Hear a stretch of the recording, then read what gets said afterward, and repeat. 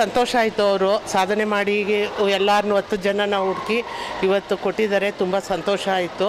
ಮತ್ತು ನಾವು ಸಾಧಕಿ ಸ್ತ್ರೀ ಮಹಿಳೆ ತೊಗೊಂಡೋಗ್ಬಿಟ್ಟು ಸುಮ್ಮನೆ ಇರಲ್ಲ, ಇನ್ನೂ ನಮಗೆ ಪ್ರೇರಣೆ ಆಗಿದೆ. ಇನ್ನೂ ಹೆಚ್ಚಾಗಿ ಕೆಲಸ ಮಾಡಬೇಕು, ಪಬ್ಲಿಕ್ ಸರ್ವಿಸ್ ಮಾಡಬೇಕು ಅಂತ ತುಂಬ ಇಷ್ಟ ಆಗಿದೆ. ನನಗೆ ಸಾರ್ವಜನಿಕ ಸೇವೆಯಿಂದ ಕೊಟ್ಟಿದ್ದಾರೆ. ನಾನು ಅಂಗವಿಕಲರ ಬಗ್ಗೆ ತುಂಬ ಕೆಲಸ ಮಾಡಿಕೊಡ್ತೀನಿ, ದುರ್ಬಲರಿಗೆ ಕೆಲಸ ಮಾಡಿಕೊಡ್ತೀನಿ. ಮತ್ತು ನಾನು ನಿವೃತ್ತಿ ಹೊಂದಿದ್ದೀನಿ ಕಂದಾಯ ಇಲಾಖೆಯಿಂದ. ಅವ್ರು ಯಾರು ಬಂದು ನನಗೆ ಯಾವ್ದಾದ್ರು ಕೆಲಸ ಹಾಕ್ಕೊಡ್ಬೇಕು ಅಂತ ಅಂದರೆ ಆ ಸೇವೆ ನಾನು ಮಾಡಿಕೊಡ್ತೀನಿ. ಮಹಿಳೆಯರು ಈಗ ಎಲ್ಲರೂ ಎಲ್ಲ ಕ್ಷೇತ್ರದಲ್ಲೂ ಇದ್ದಾರೆ, ಎಲ್ಲರೂ ಬರ್ತಿದ್ದಾರೆ, ಮುಂದೆ ಬರ್ತಿದ್ದಾರೆ. ಇನ್ನೂ ಹೆಚ್ಚಿನ ಸಂಖ್ಯೆಯಲ್ಲಿ ಬರಬೇಕು ಅಂತ ಹೇಳ್ಬಿಟ್ಟು ಆಸೆ ಪಡ್ತೀನಿ.